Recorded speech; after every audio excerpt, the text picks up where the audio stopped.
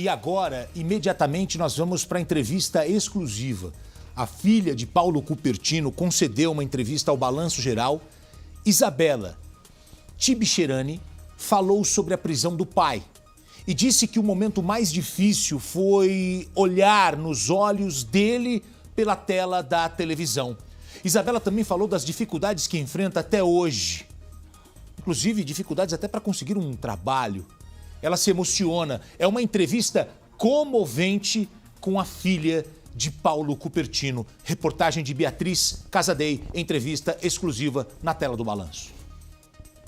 O homem mais procurado pela polícia do estado de São Paulo finalmente está preso. E essa história volta a remexer toda a vida da Isabela, a filha do Paulo Cupertino. Tudo de novo. Mesmo muito abalada, a Isabela aceitou nos receber, vai conversar um pouco com a gente, contar como foi a vida dela nesses 3 anos e mais do que isso, agora, como que vai ficar.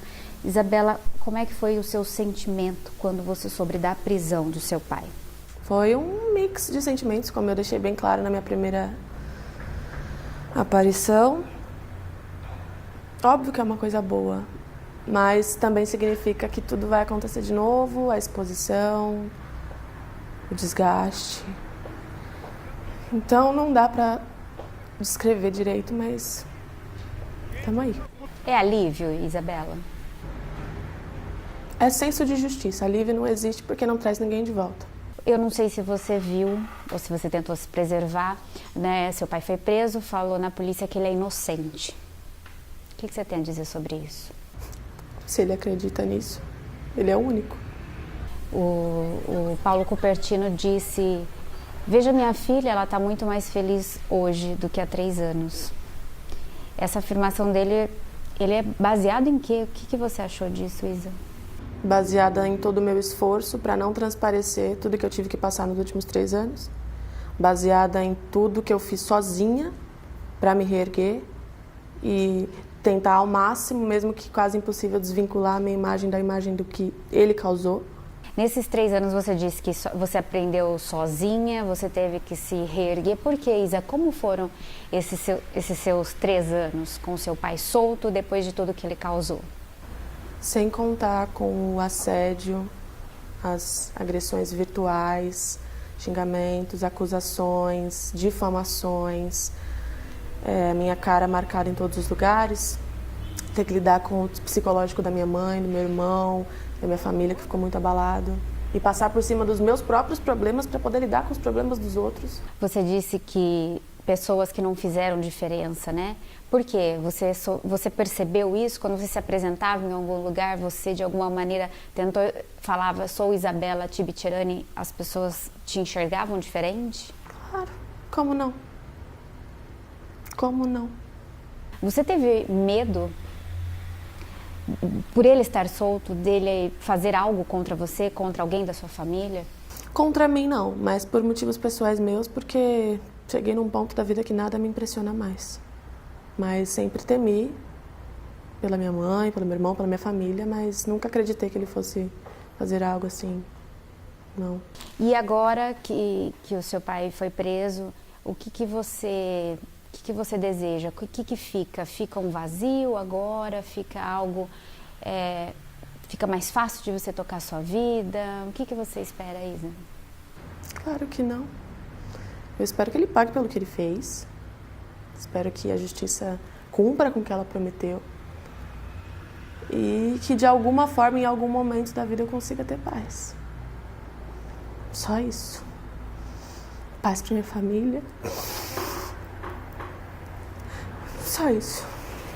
Só quero paz. Por isso que minha maior luta nos últimos 3 anos foi continuar vivendo. Porque eu não me permiti. Eu não achei justo, não achei correto comigo eu ter que viver de maneira diferente por algo que eu não fiz. Ô Isa, quais são os seus planos de vida, assim, profissionais, pessoais, para o seu futuro? Profissionais é um pouco difícil falar, né? Porque com toda essa exposição fica um pouco difícil conseguir trabalhar. Mas eu desejo conseguir caminhar com a minha vida. No momento não está sendo muito fácil, vou ser bem sincera. Porque é difícil você tentar conseguir um emprego onde a sua cara está estampada em todos os canais de televisão. Que empresa que quer contratar uma pessoa que, independente da competência e da vontade de trabalhar, tem uma exposição tamanha como a minha? Te fecharam as portas, você disse. Só não fecharam as que eu arrombei. Porque eu bati de frente, porque eu mostrei que eu sou competente, que eu tenho, sim, capacidade como qualquer outra pessoa no mundo. Que eu não sou diferente de ninguém, cara. No momento em que eu consegui me situar de tudo que estava acontecendo, cheguei em casa e assisti o momento da prisão, minha primeira reação foi olhar no olho dele. Você conseguiu? Não foi uma escolha. Foi muito involuntário. É horrível. Horrível. Não dá para explicar. E ele fala, minha filha tá me acusando? Que filha? Que filha? Não tem filha, cara.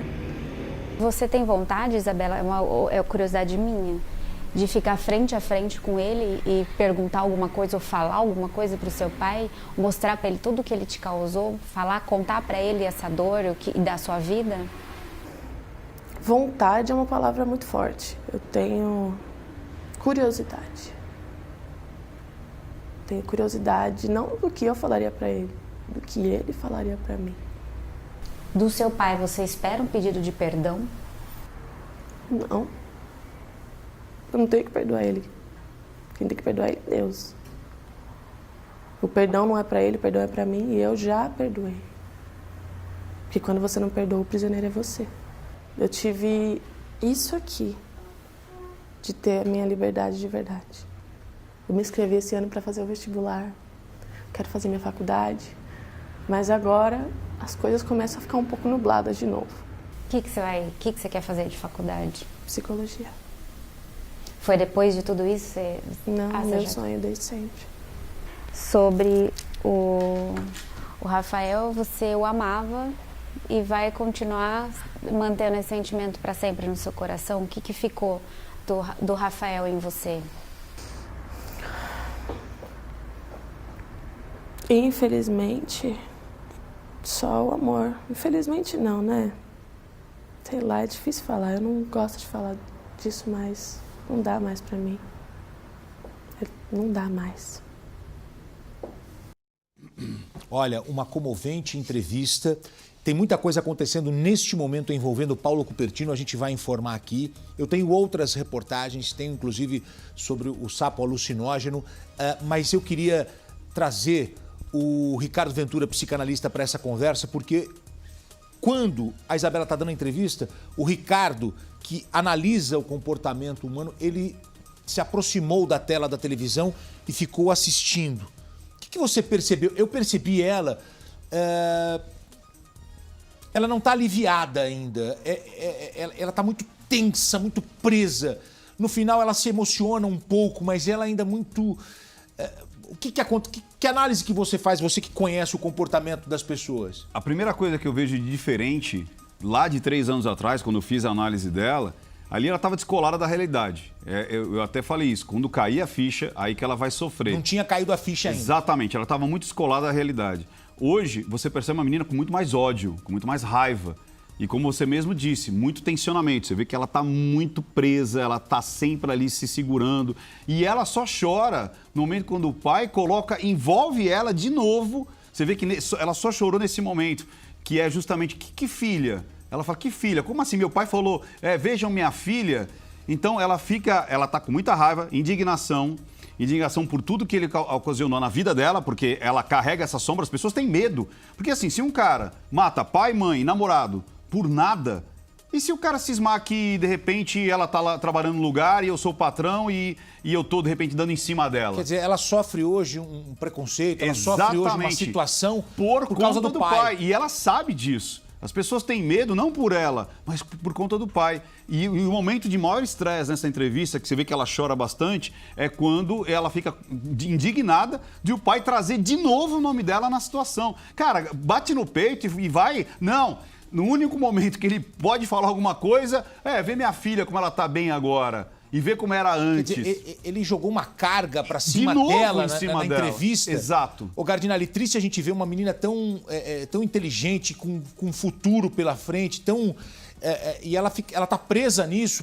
O pai comete um crime e prende a menina nisso. Mas teve esse fator provocação justamente, né? A única fala dele foi direcionada a ela. Eu acho que ela não esperava por isso, né? No momento da prisão, ele ainda a provoca.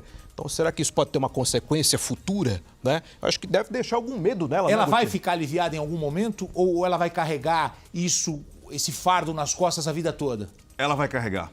É uma ferida mortal. Isso daí não tem. Ela pode atenuar em alguns momentos se a vida dela desenrolar. Agora, se não desenrolar, se esse pai parece que ele vai. Você vê que a única oportunidade que ele tinha para falar, ele coloca a menina dentro daquela cena da captura dele. Para quê?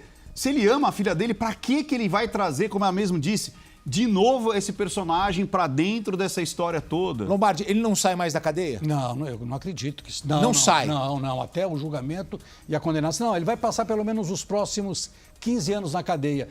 Uma coisa que me chamou a atenção, porque ela testemunhou o crime. Ela estava no dia, ela viu o namorado e os pais serem mortos. Ela sabia que o namorado e os pais iam lá para conversar com o pai dela e com a mãe para pedir para que eles... Exatamente isso.